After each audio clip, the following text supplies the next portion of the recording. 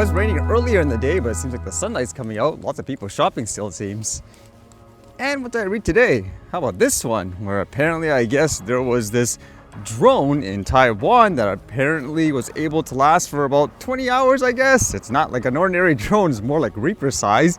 As it says here, Taiwan indigenous drone sets new flight record.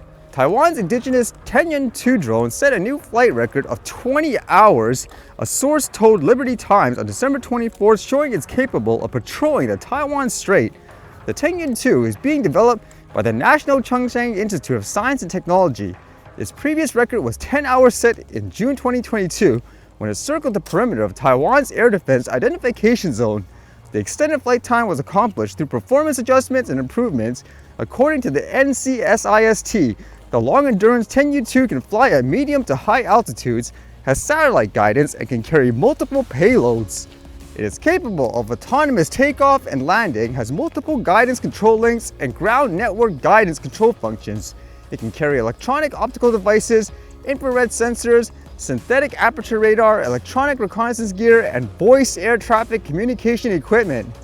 And interestingly enough, I guess with this innovation too, they say they're still purchasing, for example, military drones from the US and so forth. This is an official told LTN that the military has also procured 4 US MQ-9B Sky Guardian drones, which will be responsible for high-altitude surveillance and reconnaissance, while the Tengyun 2 drones will handle medium and low-altitude missions with all-weather combat capabilities.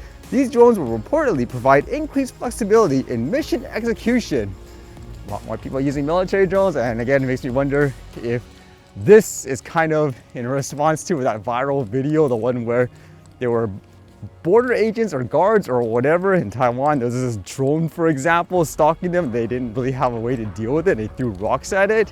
But either way, more people preparing with drones for the war and so forth. And I thought this was kind of interesting. As reading this is the platform that's kind of used here in Canada in terms of getting things like permission and all that for drone flights officially. Will this be a thing in the US too? It says Terra Drones Group company Unifly successfully completes groundbreaking UTM Cybersecurity model project in partnership with FAA. Unifly, a Terra Drone Corporation group company and a leading provider of unmanned traffic management systems, is proud to announce the successful completion of the groundbreaking Unified UTM Cybersecurity model project granted by the Federal Aviation Administration as part of the broad agency announcement call 003. In partnership with Array Group and NYUAS test site, the objective and purpose of the project was to refine a UTM cybersecurity model, including the requirements and certification scheme, and to validate the model in an operational environment. And why do you need this? Apparently they talk about things, for example, safety and security, saying the key characteristics of UTM systems, software-based, highly automated, and relatively recent, make them an attractive target for cyber attacks that exploit vulnerabilities, threatening aviation safety, the privacy of airspace users, and business operations. Although cybersecurity is unanimously recognized as a critical safety concern, UTM cybersecurity has only been partially explored to this date. This includes either considering a limited subset of security attributes or applying generic cybersecurity frameworks technology that do not provide sufficient cyber resilience for the complex ecosystem that is UTM. As a result, no comprehensive approach to system requirements and much less unified certification scheme has been developed to assess and validate cybersecurity for UTM systems. These gaps have triggered an urgent need for an updated security framework. And they talk about, I guess, the people that they interviewed and all that, including, like they say here, FAA, NASA, CNA, NAV Canada, and DroneUp. That's the drone delivery company. So will you start seeing this platform in particular spread throughout, I guess, the world as a standard, like in the US and all that too?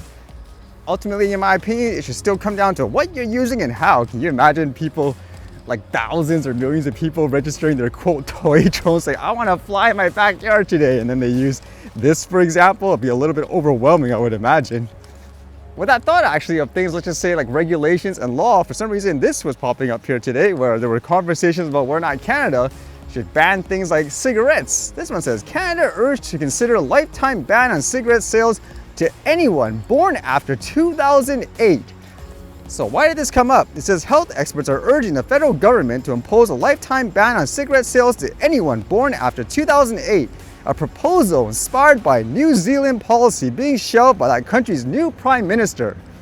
And they say, according to some clinical scientists, it says this is a perfect way to prevent the development of yet another generation of nicotine addicts. Dr. Pipe said in an interview, it invites very careful consideration on the part of the minister and Health Canada.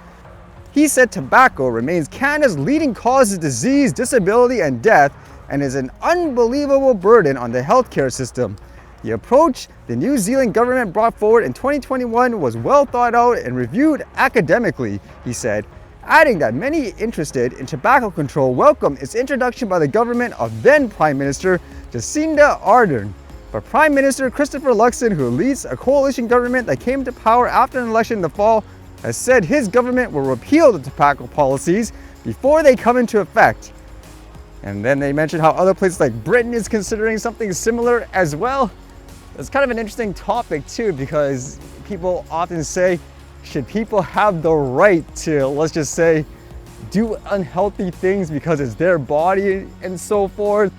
Or would you say, no, it's your responsibility to stop people from doing things like this? It's kind of like the saying how some people said, you have the right to be stupid. Like, that's not in terms of like things like free speech and all that. Or at the same time, if you were going to restrict this, then someone would argue, what do you do that's quote unhealthy or bad in your life that people allow you to do? So it's kind of that interesting little debate there. I know from reading history and stuff, they say apparently that happened with things like alcohol, right? They were like, oh, we're gonna ban this and so forth, and people just did it anyways. And then eventually as time went on, it looks like they just made it standard, like it's part of life, you walk around everywhere. So what would you think in this case? Should they quote ban it by law, or should people have the choice to do what they want per se?